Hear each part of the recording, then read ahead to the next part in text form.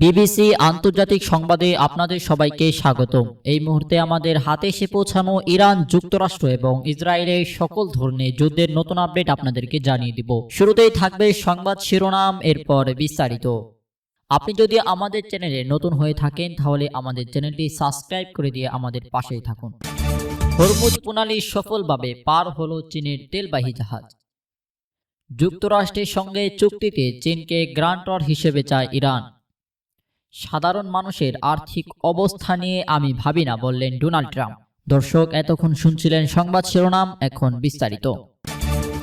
শুরুতেই আপনাদেরকে জানিয়ে দিব, হরমুজ প্রণালী সফলভাবে পার হলো চীনের তেলবাহী জাহাজ। ইরান ও ইসরায়েল যুক্তরাষ্ট্রের মধ্যে চলমান যুদ্ধের উত্তেজনার মধ্যে একটি চীনা সুপার ট্যাঙ্কার সফলভাবে কৌশলগতভাবে গুরুত্বপূর্ণ হরমুজ প্রণালী অতিক্রম করেছে। জাহাজ চলাচল সংক্রান্ত ট্যাঙ্কিং তথ্য অনুযায়ী 2 মিলিয়ন ব্যারেল ইরাকি অপরিশোধিত তেল বহনকারী ইউয়ান হুয়াহু নামক এই বিশালাকারে জাহাজটি বর্তমানে ওমান উপসাগরে নোঙর করে আছে।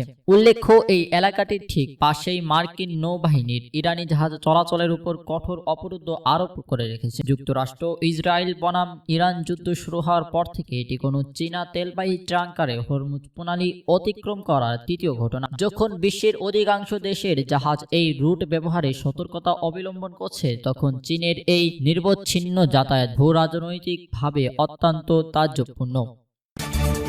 এরপরে আপনাদেরকে জানিয়ে দিব, যুক্তরাষ্ট্রের সঙ্গে চুক্তিতে চীনকে গ্রান্টর হিসেবে চায় ইরান। যুক্তরাষ্ট্রের প্রেসিডেন্ট হিসেবে ডোনাল্ড ট্রাম্প যখন তার অন্যতম গুরুত্বপূর্ণ এক সফরে বের হয়েছেন, ঠিক সেই মুহূর্তে চীনের সঙ্গে নিজেদের সম্পর্ক নিয়ে তেহরান গভীরভাবে আত্মবিশ্বাস ও স্মৃতি বজায় রাখার ইঙ্গিত দিচ্ছে। ইরানের সরকার বর্তমান বেইজিং এর সঙ্গে তাদের কূটনৈতিক ও কৌশলগত সমীকরণ নিয়ে আগের চেয়েও বেশি আশাবাদী। ইরানের উচ্চপদস্থ কর্মকর্তারা চীনকে একটি কৌশলগত অংশীদার এবং ঘনিষ্ঠ বন্ধু হিসেবে অবহিত করেছেন, যার মাধ্যমে তারা দ্বিপাক্ষিক সম্পর্ককে আরও সুদূর করার লক্ষ্য নির্ধারণ করেছেন। সম্প্রতি চীনে নিযুক্ত ইরানের রাষ্ট্রদূত আব্দুর রেজা রহমানি ফাজলি এই সম্পর্ককে গুরুত্ব তুলে ধরে বলেন, যুক্তরাষ্ট্রের সঙ্গে ভবিষ্যতে যে কোনো সম্ভাব্য চুক্তিতে পৌঁছানো তা হবে অবশ্যই জাতিসংঘ নিরাপত্তা।